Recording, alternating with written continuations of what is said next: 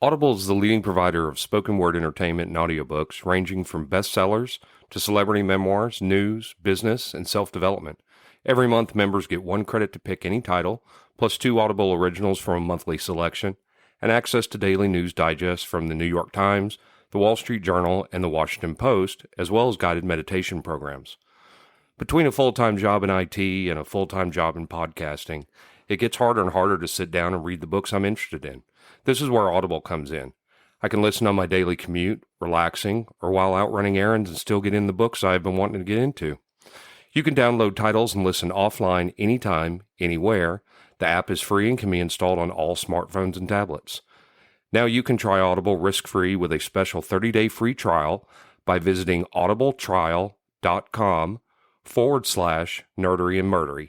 That's audibletrial.com/Nerdery and Murdery. Don't let your busy life get in the way of that great book you've been wanting to read. Go get your free trial of Audible today. This podcast is sponsored by BetterHelp. This is Geoffrey, and we've talked about many times before that I experience problems and struggles with my mental health, and really without a healthy mind, being truly happy and at peace is hard. The good news is therapy does work. It's helped for me, but what is therapy exactly? It's whatever you want it to be. Maybe you're not feeling motivated right now and would like some tools to help. Or maybe you're feeling insecure in relationships at work, or you're not dealing well with stress. Whatever you need, it's really time to stop being ashamed of normal human struggles, and it's time to start feeling better because you deserve to be happy. And now you don't have to worry about finding an in-person therapist near you to help. BetterHelp is a customized online therapy that offers video, phone, and even live chat sessions with your therapist, so you don't have to see anyone on camera if you don't want to. It's much more affordable than in-person therapy, and you can start communicating with your therapist in under 48 hours. So join the millions of people who are seeing what online therapy is really about. It's always a good time to invest in yourself because you are your greatest asset. And there's a special offer to Nerdery and Murdery listeners. You can get 10% off your first month of professional therapy at betterhelp.com/Nerdery and Murdery. That's betterhelp.com/Nerdery and Murdery. Thanks again to BetterHelp for sponsoring this podcast.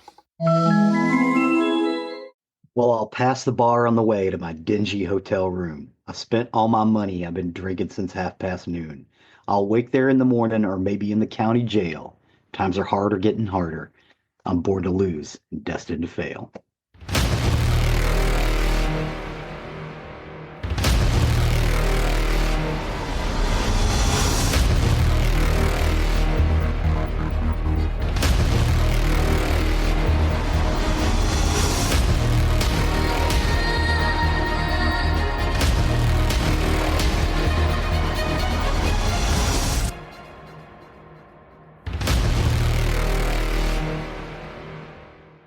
Welcome to episode 195 of Nerdery and Murdering. Big 195. I'm Zig with your Nerdery. And I'm Geoffrey with your Murdery. Welcome to another week of the highs and lows, the ups, the down, the good and the bad, and the nerd and the murd. I'm so happy my sister and her husband and my bonus mom are going to come and visit. Whoop, whoop. Very happy that, they've never been down here. So that'll be good. It's going to be right around my birthday. Nice. But they're coming out, and I hope the house is done by then. I told you we're remodeling our main living room and the master bathroom. Mm-hmm.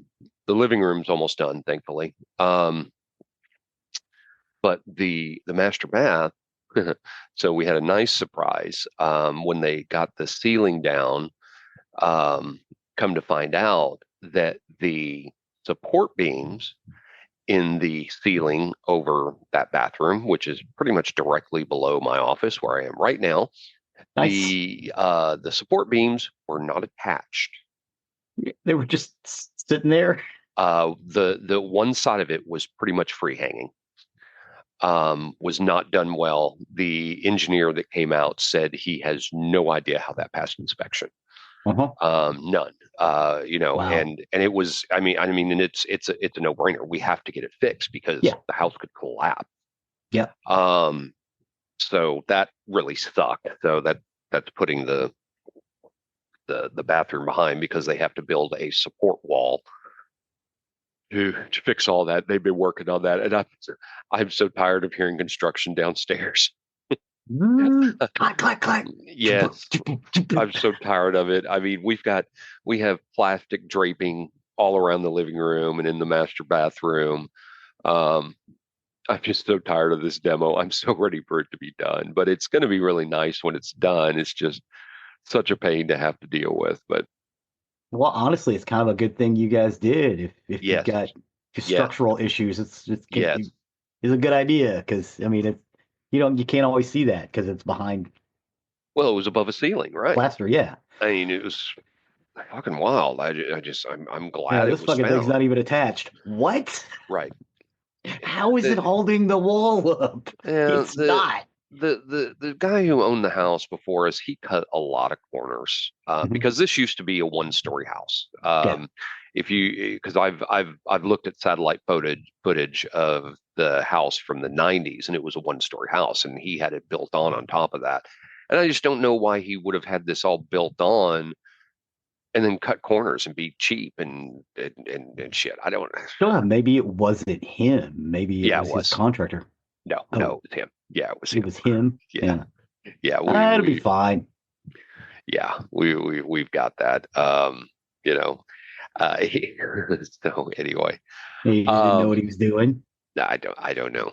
I don't know. I don't know. But at least we're getting it all fixed, and it'll hopefully be done soon. I mean, um, we've got stuff being delivered on Thursday, so they got to be done in the living room before Thursday. Fingers crossed. They promised us they will. Um, so I told you we got done watching Evil. We started into High Potential this Oh, week. I like High That's a Potential. good. I like I've her. been watching it live before The Rookie. Have you? Actually, yeah. And we're holding The Rookie until the full season is out, and I think there's still 4 episodes to go till this season till this season is complete. So we got into High Potential. We've got High Potential. By the time we're done with that, Reacher season 3 should be out, which I'm very excited for. If you watched Reacher, No. oh my God, you need to watch Reacher. It is awesome. The guy who plays Jack Reacher is great. Give Reacher a watch. You will enjoy Reacher. It's really, really good. He's really good in the show. So I'm excited for season 3 because season 2 was outstanding. Um, but anyway, we got that, and then the Rookie. Still got to watch Skeleton Crew. Haven't watched that yet. Oh, I Uh, love Skeleton Crew. Skeleton I've Crew is I've great. heard mixed reviews about it. So who knows? I mean, I heard a lot of bad reviews about Andor, but you and I both agree we liked Andor. Yeah, Andor's great. Guys over Is at it Two slow Geeks and a burn? Microphone didn't like Andor. Yeah, yeah. Well, Um, Andor started out as a slow burn, but it kind of needed to be. You know what I mean? mhm. You had to get that exposition in there. Yeah, yeah, absolutely, absolutely agree. So yeah, so that's what we've got going on. You got anything to add in, or are you ready to step over into the nerdery side of the I've been house? thinking about this one for months. I want to step into the nerdy side of the house. All right, so yeah, go ahead. Announce what the subject is. Cowpunk and Punkabilly. Okay, so I'm gonna ask all of our listeners. I was about to say viewers. Well, there are some viewers too. Yeah. I'm gonna ask all of our listeners slash viewers right now. Pause, take a minute, think about it, and decide: am I going to like this music or not? I know of at least two songs you do like. Here we go. Take it off. It's a subgenre of punk rock that began in the United Kingdom and Southern California in the late 70s and early 1980s. It combines punk rock or new wave with country, folk, and blues, and its sound, lyrical subject matter, attitude, and style. Examples include Social Distortion, The Gun Club, The Long Riders, Dash Rip Rock, Violent Femmes, The Blasters, Mojo Nixon, The Meat Puppets, The Beat Farmers, Rubber Rodeo, Rank and File, and Jason and the Scorchers. Many of the musicians in the scene subsequently became associated with alternative country and roots rock or Americana. Psychobilly or punkabilly is a rock music fusion genre that fuses elements of rockabilly or punk rock It has been defined as loud, frantic rockabilly music. It has also been said that it takes the traditional countrified rock style known as rockabilly, and ramps up its speed to a sweaty pace, and combining it with punk rock and imagery lifted from horror films and late night sci-fi schlock, creating a gritty, honky-tonk punk rock. Psychobilly is often characterized, and I lost my notes. How do you do that? It's this monitor. It goes crazy. Psychobilly often characterized by lyrical references to science fiction, horror, leading to lyrical similarities to horror punk and exploitation films, violence, lurid sexuality, and other topics generally considered taboo, though often presented in a comedic or tongue-in-cheek fashion. So that's basically it. That's the sterilized version of what it is. Basically, you take the Ramones, because you remember punk rock is the idea. The idea originally was strip it down, get back to its base level of what rock and roll is. It was like, let's stop, doing 45-minute jazz solos. We're not doing jazz. We're doing rock and roll. Let's just do that. But those guys were also really into the old rock and roll, like your Eddie Cochran's, your Buddy Holly's, stuff like that. So a lot of that plays into this. The first song is the Misfits' Hybrid Moments. Now, the Misfits were really into the horror punk scene and stuff like that. Their early stuff is really punkabilly. You don't hear it later on, but originally with the original Glenn Danzig, in 1977, they formed in Lodi, New Jersey. Glenn Danzig, Jerry Only. They only made like 2 full-style albums, Walk Among Us and Earth AD or / Wolf's Blood. They were really kind of at the beginning of the hardcore punk movement, but their early stuff, which is really hard to, or was really hard to find until about 1995, was really punkabilly or cowpunk. That's what this song is. If you listen to some of their later stuff, before Danzig left in '83, it's a lot more hardcore than this. And then they kind of take a break, and then they come back a little while, and then they start doing this stuff again. So this is a real short time, and for a long time, you could not find Hybrid Moments unless you went to rare record stores and paid through the nose. Now it's out there and anybody can grab it. But yeah, this is from like 1981 was when it was first released. It was self-produced. It was 1978. It was for their original album Static Age, which never came about. It was released in the 1996 box set The Misfits, and it was written by Glenn Danzig. What do you think about Hybrid Moments? I wish this one was still hard to find. I didn't like this one at all. I actually hated this. This is too pure punk, and I do not like punk music. It just I don't. These hybrid moments. And this was pure punk, and I hated it.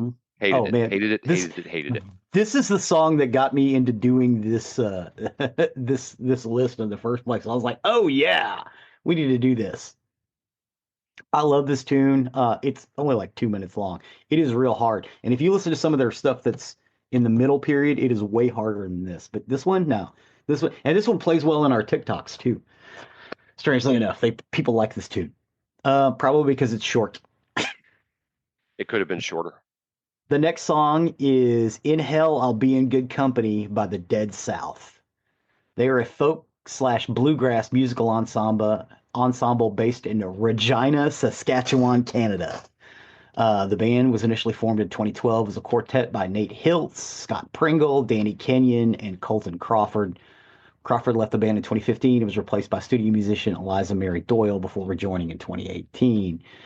The band played live venues before releasing their debut 5-song 2013 EP, The Ocean Went Mad and We Were to Blame. Their 2014 album, Good Company, was released by German label Devil Ducks Records. That album single, In Hell Will Be in Good Company, was released on YouTube and is credited with making them basically go international, get out of Regina, Saskatchewan. This one is it leans pretty hard on the cow part of the cowpunk equation. This is almost an alt country song. What do you think about "In Hell Will Be in Good Company"? I like this song. I'm not sure what it is about banjos and string music that's not a guitar, but Hmm. I dig songs like this. Hmm. This was a really cool song. What's I great, could listen to this one again and again. the bass part is played on a cello strung around somebody's neck, Hmm. and Hmm. these guys are good, good, good, good, good. I love these guys. But yeah, this is it's you know it's about killing it's about killing your lady and you both going to hell. This is very cowpunk, but it's more cow than punk, or more Billy than rock, as it were. Yeah, it's a good one. Kids, you guys may want to just break down and listen to this 195 playlist. We'll give you a second to do it. Okay, they're back. Um, the next one is Absolutely Sweet Marie by Jason and the Scorchers. Um, they were originally called Jason and the Nashville Scorchers, and they are a cowpunk band that formed in 1981 and led by singer-songwriter Jason Rittenberg. With a sound that combines punk rock and country music, Jason and the Scorchers are noted for their energetic live performances and have earned strong reviews from critics, including Mark Deming, who declared they blazed a trail for the cowpunk and alt country movement that followed in their wake. These guys were really, really early adherents to that music style. Jason and the Scorchers have maintained a loyal core group of fans around the world for more than 30 years. Jason and the Scorchers released their latest album, Halcyon Times, in February of 2010. They are still touring as of right now. Absolutely Sweet Marie is a song by American singer-songwriter Bob Dylan, which was released on the third side of the double album, Dylan's seventh studio album, Blonde on Blonde, which was released in '66. The song was written by Dylan and produced by Bob Johnson. It was recorded around 1 a.m. on March 8th, 1966 at Columbia Studios A, Nashville. Uh, on the Fervor EP in 1983, it was released by Jason the Scorchers. It was originally released by Praxis. It was expanded and re-released by EMI the following year. So this is a Bob Dylan cover by Jason the Scorchers. Absolutely Sweet Marie. What did you think about this one? This is another one of those songs that honestly I would have liked so much more if there were a different singer. Oh yeah, Um, he's you don't okay. like Jason? It was too much of a punk voice, and it ruined the song for me. I was starting to like it, but the voice just ruined it for me on this one. Okay, that's fair. The next one is the Meat Puppets Swimming Ground. The Meat Puppets are an American rock band formed in January of 1980 in Phoenix, Arizona. The group's original lineup was Kirk Kirkwood, his brother Chris Kirkwood, and Derek Bostrom on drums. Chris was on bass. The Kirkwood brothers met Bostrom while attending Brophy Prep High School in Phoenix. The three of them moved to Tempe and went to Arizona State. They purchased two adjacent houses. They used one for recording and one for living in. They started as a punk rock band, but like most of their label mates on SST Records, they established their own unique style, blending punk with country and psychedelic rock, and features Kurt warbling vocals. Meat Puppets later gained a significant exposure when Kirkwood brothers served as guest musicians on Nirvana's MTV Unplugged performance in '93. The band's 1994 album, Too High to Die, was subsequently became their most successful release. The band broke up twice, but they are together as of now. This is from their third album, Up on the Sun. It was released March 21st, 1985 by the SST Records. The album features a cleaner and more technical sound and more psychedelic rock feel, in contrast to the sloppy punk approach to their first album, which continued with the mystical poetic lyrics and country-infected songwritings on Meat Puppets 2. But this one is from Up on the Sun. It is Swimming Ground. What did you think about Swimming Ground? It started off okay, but Yeah, I then like once that again, lead yeah, up. I liked how it started, but then the scene went punk, and it's like, nope, no, nope, I'm out, can't continue, and that's just a hard pass for me. I'd like the Meat Puppets. I think he's a fairly decent singer. I think there's another song of theirs I know. Yeah. The Meat Puppets got real popular in the mid '90s. I can't right now it's killing me trying to think of the was it Backwater? Was it Backwater Circles? Yeah. Maybe. Uh, Yeah, Backwater. um, God, I don't know. I'm not sure which one I know, but I swear that I know Yeah, something it's of Backwater. theirs. Where the Is it? backwater circles and there's something to. Yeah, that's the Meat Puppets. Yep. Nope. That's not the one. Some things will be arranged.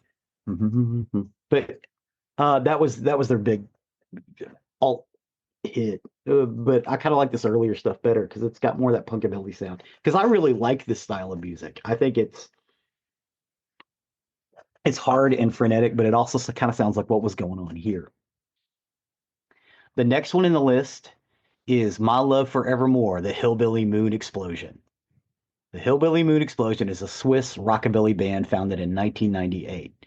The group is known for their versatile mix of rock and roll, jump blues, swing, country, roots rock, and surf music. They were originally part of the Zurich rockabilly scene, which is kind of big, which is unusual. The group was founded by native English and Swiss citizens Olivia Baroni and Italian Swiss singer Emanuela Hunter. Olivia Baroni was planning to leave his former band, the Hillbilly Headhunters, and Emanuela Hunter worked with the singer-songwriter music project MD Moon at that time. The original formation was completed by drummer Ad Hollander and guitarist Pat Mateo. Um, on the album Buy, Beg, and Steal and the song My Love Is Evermore, Hunter sang a duet with Mark Sparky Phillips from the British psychobilly group Demented or Go. Further duets with Sparky appeared on the Damn Right Honey and with Monsters and Gods album and a full album of duets. The Sparky Sessions appeared in 2019. What did you think for My Love Forevermore by the Hillbilly Explosion? I dug this song a lot. Yeah, I thought this was a really cool and I song. like his kind of deep or squishy, and hers is so sweet and light, and they just Yes, blend. yeah. I loved her most in this song. Mhm. Um, this song could fit in a Tarantino movie That's yeah. easily. It's a lot of these songs are used in films and stuff, and usually for closing credits. Hmm. The next one is one we've actually talked about before. It is Ball and Chain by Social Distortion. They're an American punk rock band formed in '78 in Fullerton, California. The band currently consists of Mike Ness, Johnny Wickersham, Brent Harding, and David Hidalgo Jr., and David Kalish on keyboards. They emerged from the Orange County hardcore scene in the late '70s alongside Agent Orange and the Adolescents. Social Distortion went on temporary hiatus in the mid '80s due to Ness's drug addiction and troubles with the law, which resulted in extended stints in various rehabilitation centers and lasted for 2 years. Following the Reformation, the band shifted its style to a country, blues, hard rock, and early rock and roll influenced style of punk. Since its inception, the band's lineup has seen significant turnover with Ness as the only constant member. But so we've talked about Mike Ness before. They are continuing to tour as well. So Mike Ness was part of the hardcore punk scene. If you ever see Penelope Spheris's Decline of Western Civilization #1, he's prominently featured as like a teenager uh, with a big old mohawk. But he went to jail a couple of times, went to rehab, went to jail, and after 2 years he got out and did Prison Bound, which we talked about. And then a couple of years later, they did the self-titled Social Distortion album, and this thing went off like a rocket, especially compared to what they had been doing before. Because Social Distortion was a small band. Um, they played on indie stations when they released Prison Bound, but then they played on regular radio, and this was one of those songs. Um, it's featured on their eponymous album, as well as their live on the Roxy. Um, In the words of Mike Ness, Ball and Chain is a hard luck story, a forceful cry, a lament, a plea, and a folk prayer. It is also about his coming to terms with his addiction, hence the ball and chain. What do you think about this one? Okay, here we go. This is a song I've known for years. I've known Mhm. this song a very, very long time. and I hate this song. I You, hate this I song. thought you I hate liked this this song. song. Oh, why do I hate this song? Go on. Ask me why. Why do you hate the song? It's your fault. Why? You would sing this song over and over and over. However, not the full song, just the refrain over and over until I hated the song. Take We would drive to away, work and take you would just sing this away, verse over and take over and over away this until I wanted ball to punch and a koala. chain. 'Cause I'm You made me lonely hate this song. and I'm You destroyed this song for tired me. This is and your I fault. can't take any Singing more it doesn't pain. help me. Singing it doesn't make it any better for me. I hate this song and it's your fault. Absolutely 100% your fault. I cringed when I saw this on the list. Yeah, I kind of like this song. It could be a good song if somebody didn't fucking ruin it for me.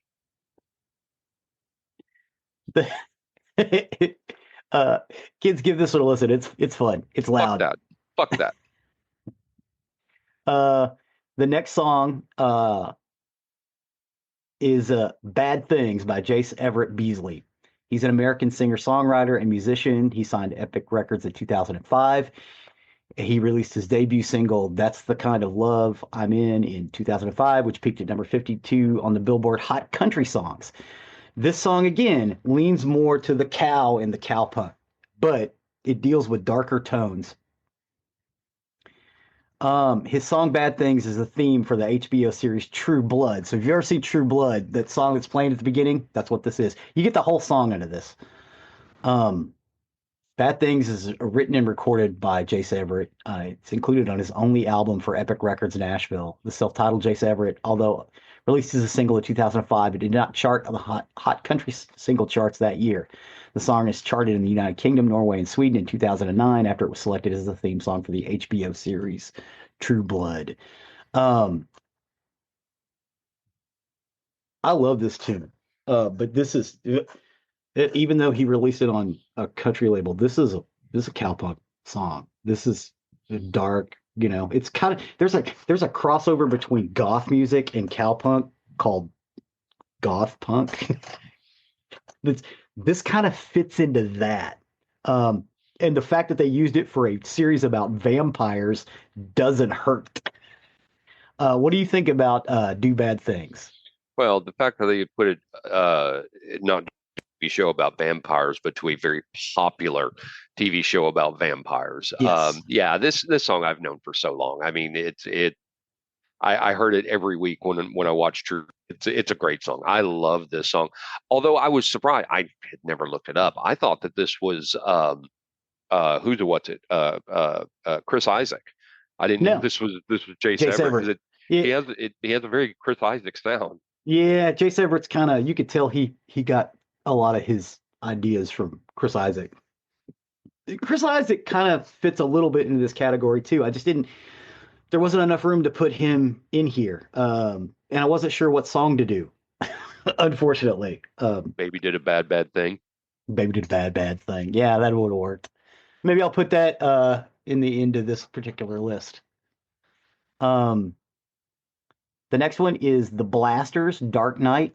The Blasters are an American rock band formed in 1979 in Downey, California by brothers Phil Alvin and Dave Alvin, with bass guitarist John Baz and drummer Bill Bateman. The self-described American music is a blend of rockabilly, early rock and roll, punk rock, mountain music, and rhythm and blues and country.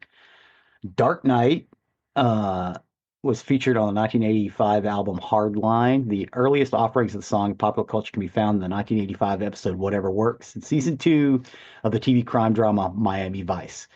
It experienced a resurgent popularity after being prominently featured in the 1996 Robert Rodriguez film From Dusk Till Dawn as the opening and closing song. It also features as the main theme of the 2005 motion picture Dark Night.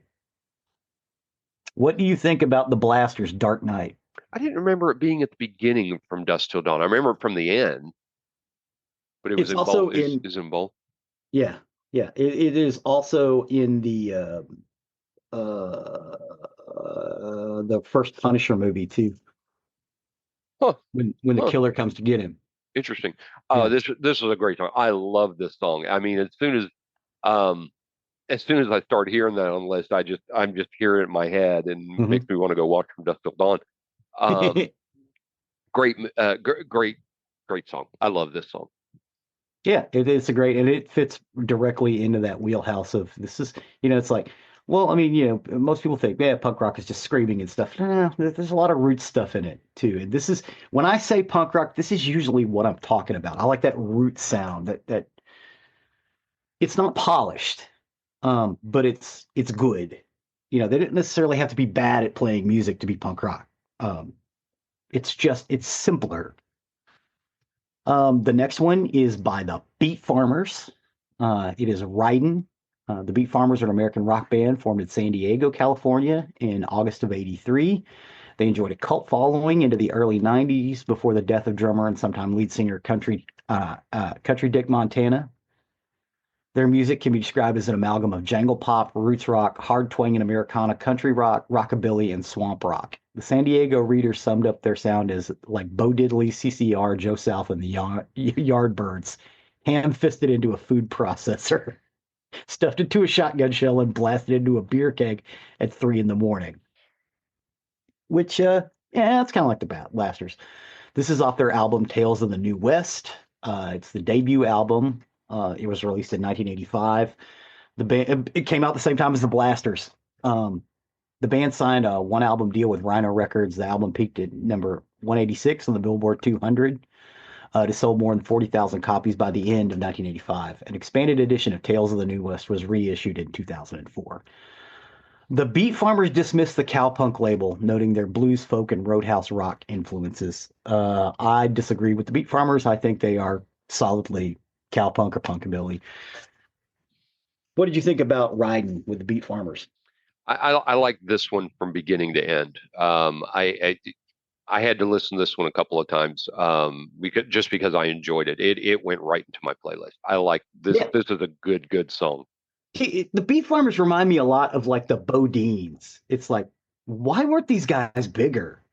The Beat Farmers. Yeah, it's kind of a goofy name, but I mean, we got other goofy name bands that got big. This one it didn't quite get there. They were a little too nichey, just like the Bodines. And the next song on this list is Someday by Concrete Blonde. They were an American rock band from Hollywood, California. They were initially active from '82 to '94 and reunited twice. They were best known for their album Bloodletting in 1990 and its top 20 single Joey and Johnette Napolitano's distinctive vocal style. This is from their fourth studio album, Walking in London, alternative rock band Concrete Blonde. They have played on a lot of, like The Shield use a lot of the stuff from Walking in London. Someday is an American alternative rock band. Someday is the second single from the album Walking in London. Sorry. It was written by Johnette Napolitano and produced by Concrete Blonde and Chris Skanderatis. Someday reached number 8 on the U.S. Billboard Modern Rock charts in May of 1992. Now, we've talked about this before. Concrete Blonde kind of ventured into the cowpunk, punkabilly sound with Free and then Bloodletting and then Ghost of Texas Ladies Man and Walking in London. This is actually my favorite Concrete Blonde song. I like this better than Joey, which is saying a lot because I love that fucking song. What did you think about Someday? I pretty much like most of Concrete Blonde, and this one is no exception. I hadn't heard it before. When I saw Concrete Blonde on the list, I'm like, oh, this is going to be a song I know. I didn't. This is a good one. I liked it. Concrete Blonde. I like Concrete Blonde. Yeah, they're a great band. It's her vocals, it's James Mankey's guitar playing, but it has definitely got a cowpunky feel. Is that? So that's it for that list. Not a bad list. Yeah, we're going to do another one next. I mean, 7 out of 10 of them I playlist. So I mean I expected worse. I fully expected worse. It's the word punk. It throws people off. It's like, nah, yes. It's not what you think it is. Yes, it really, really does. But good list. You put a good one together with this one. Thank you. Awesome. Cool. All right. With that, we'll step over to the murdery side of the house. Murderer. Okay, so today I got my information off KTVZ 21 News, Medium, another Bundy blog, which is interesting, a couple of different Charlie Project sites, the National Missing and Unidentified Persons System, or NamUs, and I don't know if I'm pronouncing this right, the Deschutes County Sheriff's Office. And this is the story of the murder of Susan Wickersham. Susan Wickersham. 17-year-old Susan Wickersham had just finished her junior year at Bend High School. She had been looking forward to the long, hot Oregon summer before beginning her senior year. She had all sorts of dreams and aspirations about her bright future. However, things didn't go as planned for her. Instead of enjoying the gorgeous weather and spending time with her friends, Susan's life was tragically cut short. So on the night of July 11th, 1973, Susan and her friends spent the evening driving around Bend.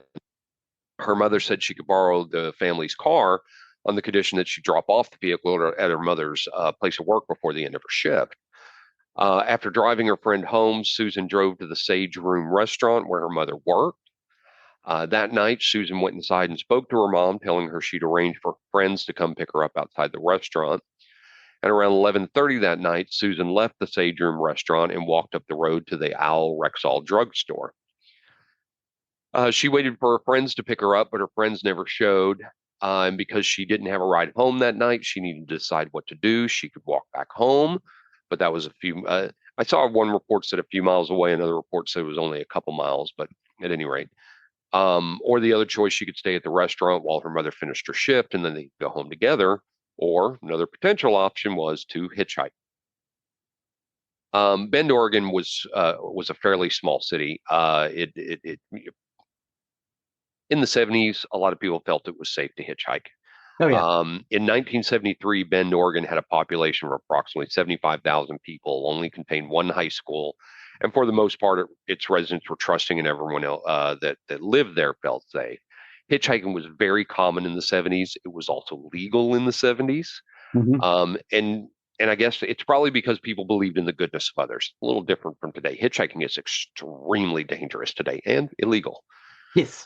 Hitchhiking was something that Susan had done in her past. So she decided to head home on her own. But unfortunately, this would be the night she disappeared. The night she disappeared, Susan had been wearing white slacks, a brown car coat, white shoes, and a blue and white checkered shirt. And she had a brown purse with her. She was born on November 21st, 1955. Her parents were Roy and Sharon Wickersham. She had two siblings. She had grown up in Bend, Oregon. They lived at 905 Roosevelt Avenue. She was white with blonde hair. She'd been 5'3" and weighed 110 pounds. And Susan's friends remembered her as a friendly, bubbly girl. She'd gotten well along with her classmates, and everybody had been devastated by the news of her disappearance. When Susan never came home that night, her family became extremely worried about her. It was not like her to stay out all night and not contact her family. So they started driving around Bend looking for her. Her parents did call the police and report her as a missing persons, but hey, shock of shocks. The police had little interest in looking for her because they instantly presumed that Susan was what? A teenage runaway. A teenage runaway. This theme we talk about so much. And I don't know why police immediately will go down there, or in a lot of these stories at any rate. I don't know how common this is, I've but also they go noticed down this road. It's also a time period thing. It's like they quit doing that in the early 90s. You know what I mean? Maybe that's what it is. Yeah, but like from the 70s up to the 90s, oh, she's a teenage runaway. Yeah. Dude, what? And we've talked about it in the show before. They say that the first 24 to 48 hours are the most critical in a missing persons case, and I just don't understand why police. Especially if parents come forward and say, is there a history of them being run away? Mhm. Is this like her to stay out all night and not call home? If this isn't a pattern, Mhm. why not take it seriously? It's just we've mentioned this so many times. I don't understand. But Yep. her parents did insist that Susan didn't run away and something must have happened to her, but the police Mhm. refused to listen. Susan had been very happy. She had a good home life. She had friends. She was very close to her family. She had a job. And she was looking forward to her summers, and they said she just wouldn't disappear with like that. Yeah. Police, though, kept insisting that they should wait it out as they were certain Susan would show up eventually. Police said that disappearances among young people at the time were, quote, a dime a dozen, and theorized she took off but would, quote, turn up soon.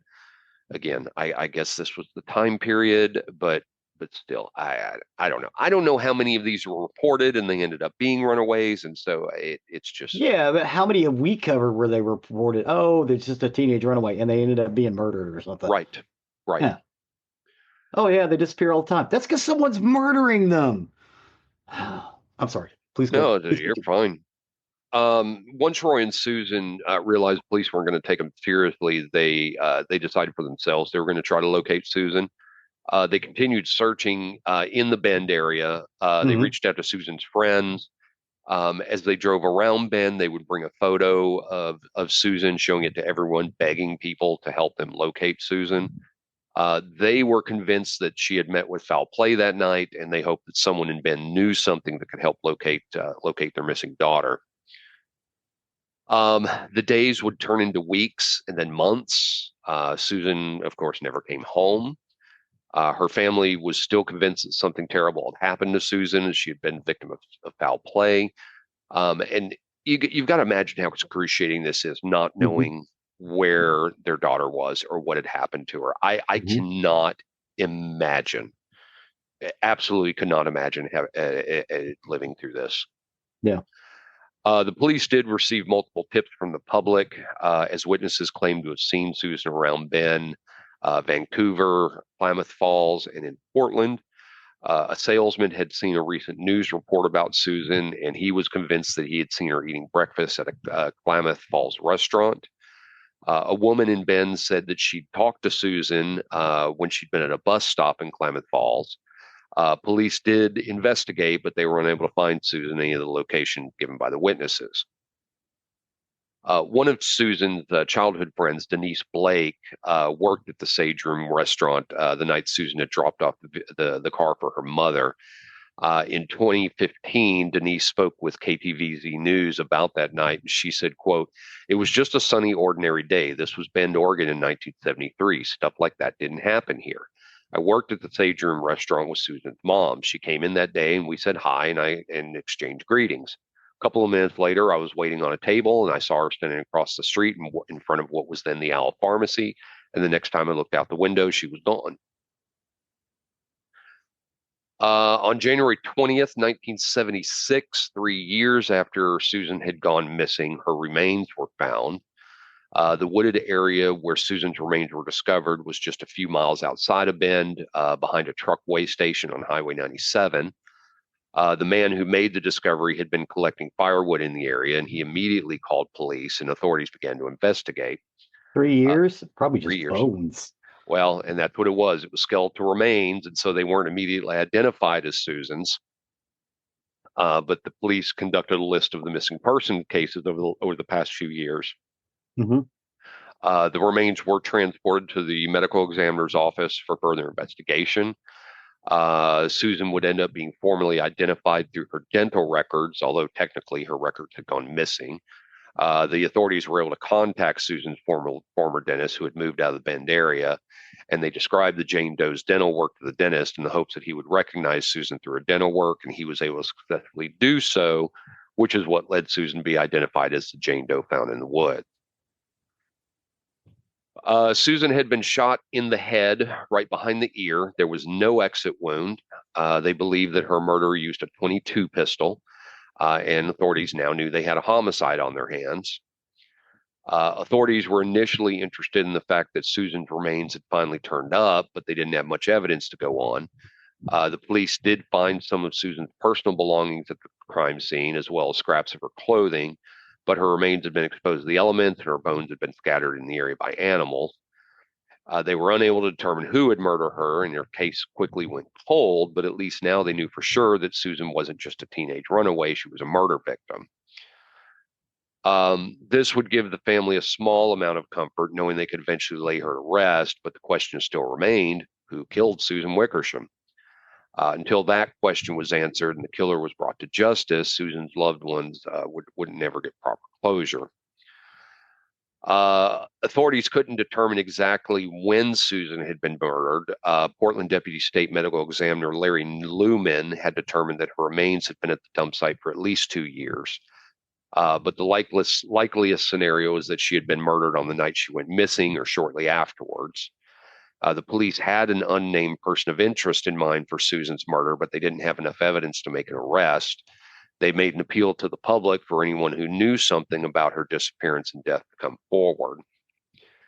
In a 2015 interview, Deschutes County Sheriff Captain Mark Mills spoke out about the case, focusing particularly on the fact that he hoped Susan's murderer would eventually be caught or turn himself in. He firmly believed that there was someone out there who knew what had happened to Susan that night.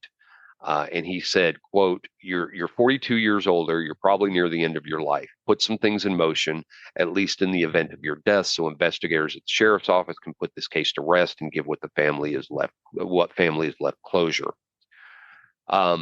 This was a personal case for Captain Mills because he was a high school classmate with Susan.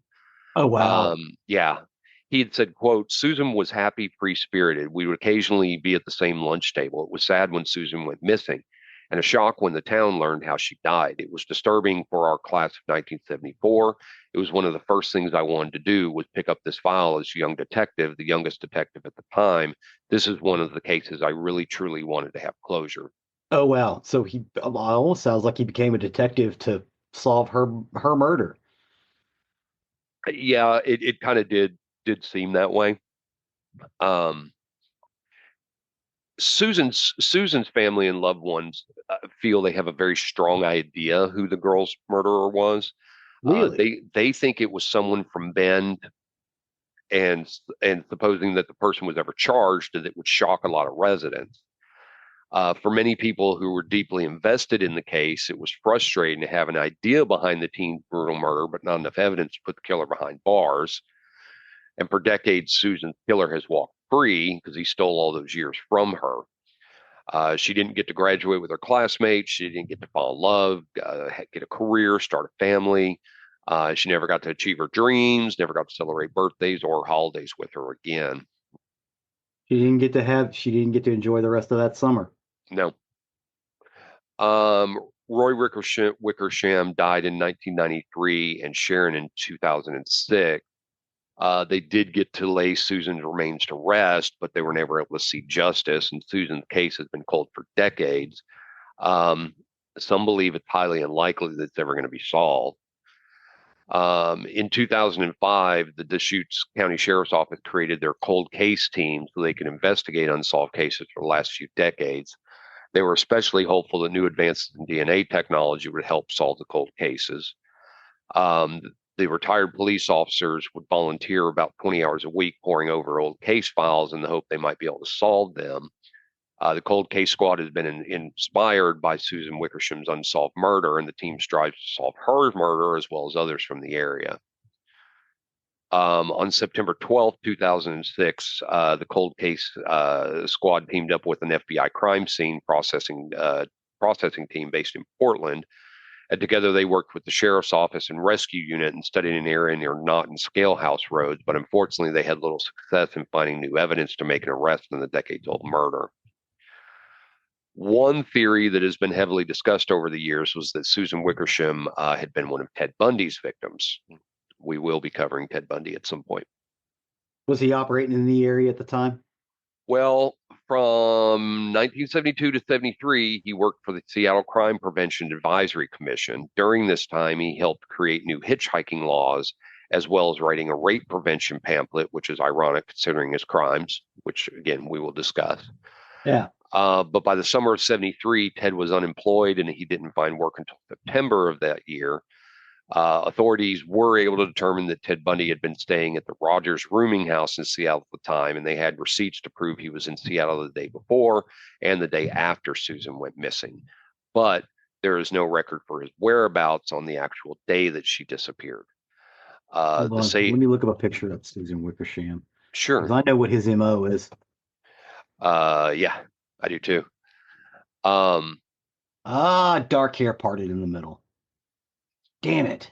Although her hair's lighter. Mm-hmm. Yeah.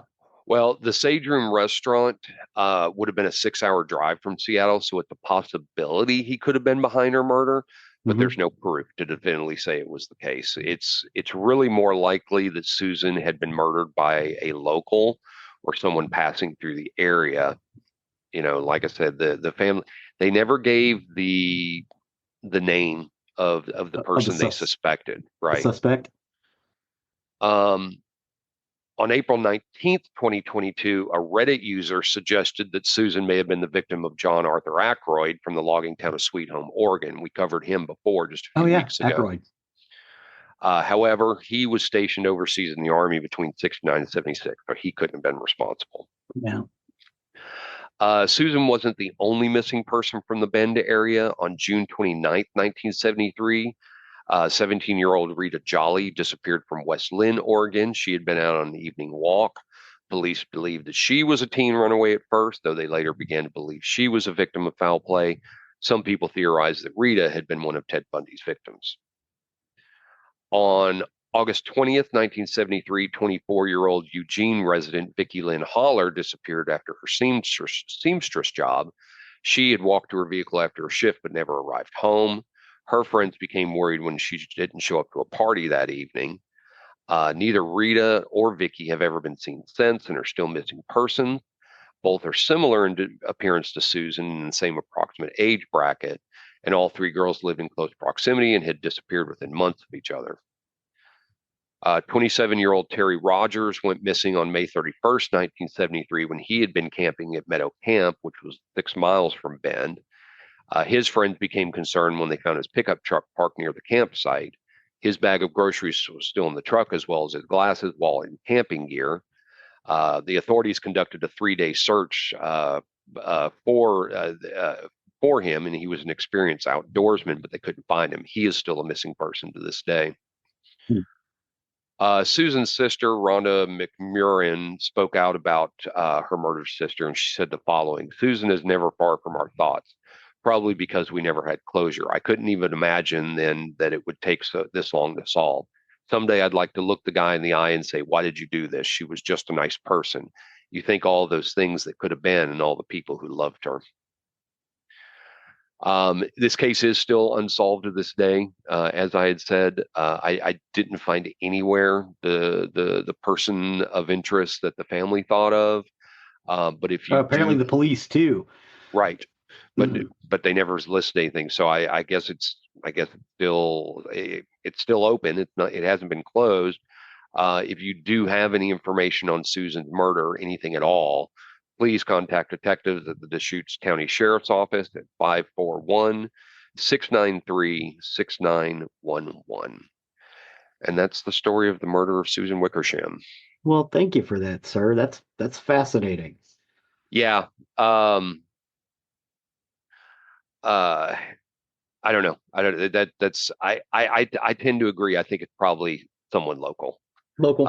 And that's exactly why the family thinks they know who it is. It was probably somebody local. And And it said it's hopefully, going to shock somebody. It's probably going to be like a judge or something like that, or a or teacher or a local something. doctor, Yeah. high school principal, whatever. Yeah, who knows? Who knows? But hopefully they'll eventually find some closure in this case. So thank you for that.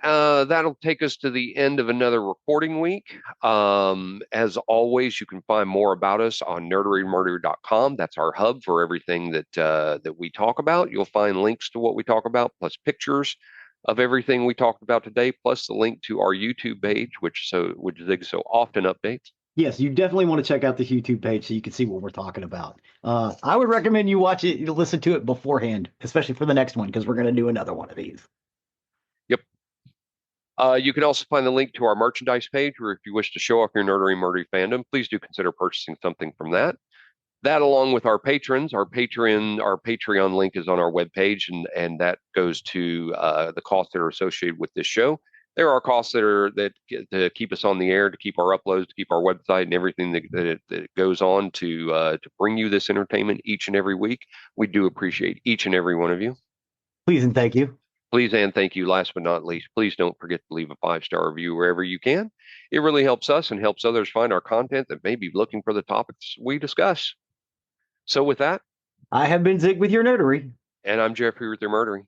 Cue the music.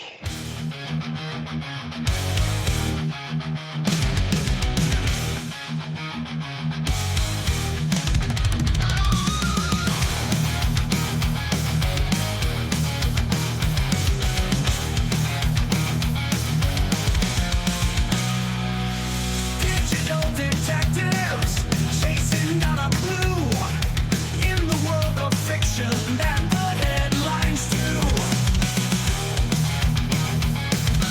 Superheroes rising, monsters in the night, board games and mysteries, stories taking flight. Nerdery and Murdery, we're tuning in each week. True crimes, kinky times, voices that we seek. Comic books and legends, virtual reality. Unsolved strange cases, blend in harmony. Comic books and legends, virtual reality. Unsolved strange cases, blend in harmony. Between the con panels and the crime scene talks, we explore the shadows, walking through both walks. Nerdery and Murdery, we're tuning in each week. True crimes, kinky times, voices that we seek. Comic books and legends, virtual reality. Unsolved strange cases, blend in harmony.